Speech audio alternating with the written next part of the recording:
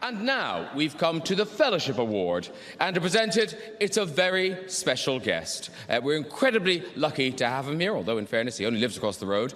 Please welcome the Royal Highness, His Royal Highness, the Duke of Cambridge.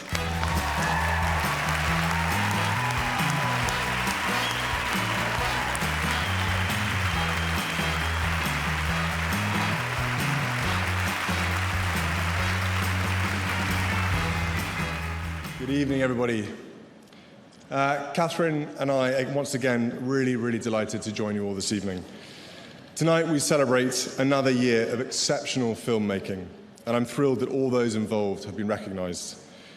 I'm particularly proud to stand here tonight, having served as BAFTA's president for the last 10 years. However, I must admit, I don't know whether I should be proud or slightly alarmed about the number of winners over the last decade who have betrayed members of my own family. Both here in the UK and in many other countries across the world, we are lucky to have incredible filmmakers, actors, producers, directors and technicians, men and women from all backgrounds and ethnicities, enriching our lives through film. Yet in 2020, and not for the first time in the last few years, we find ourselves talking again about the need to do more to ensure diversity in the sector and in the awards process. That simply cannot be right in this day and age. I know that both Pippa, Chair of BAFTA, and Amanda, BAFTA CEO, share that frustration and continue to work tirelessly to ensure that creative talent is discovered and supported. BAFTA take this issue seriously, and following this year's nominations, have launched a full and thorough review of the entire awards process to build on their existing work and ensure that opportunities are available to everyone. Now, back to the awards themselves. One of the great privileges I have as president is to present the Fellowship, the highest honour the Academy can bestow. This year, the award goes to a simply legendary figure in film. Someone whose films I have been watching all my life and continue to watch time and time again. I couldn't be happier she is receiving this award. To tell you more about her remarkable career, please welcome Daisy Ridley and John Boyega.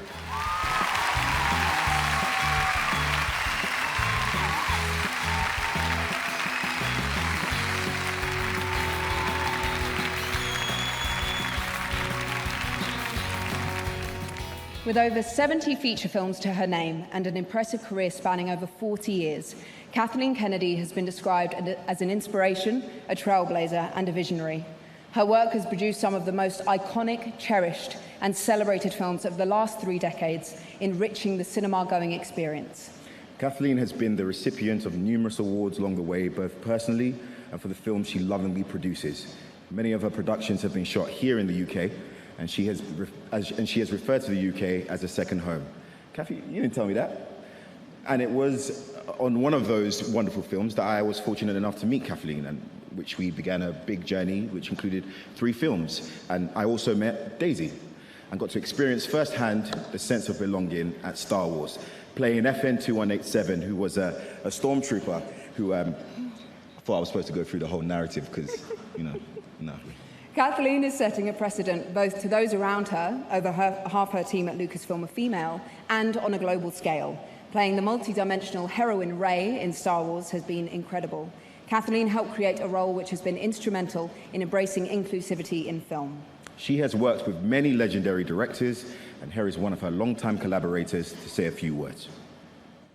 Hi, Kath, and congrats on your BAFTA Fellowship.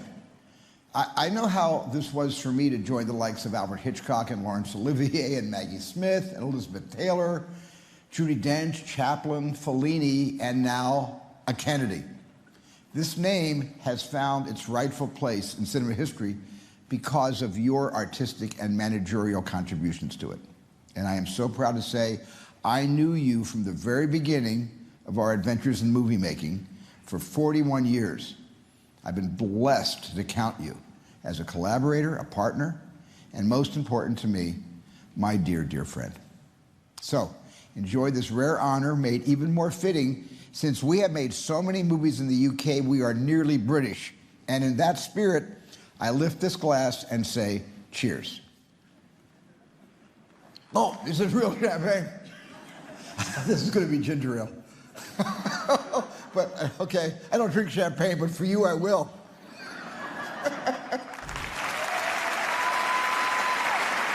Please welcome to the stage, Kathleen Kennedy.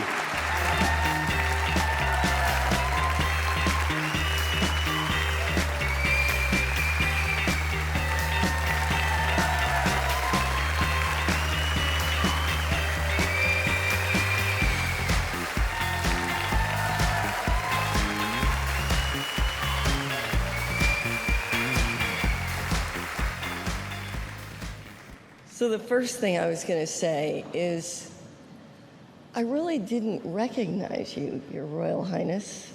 You're not in your stormtrooper outfit.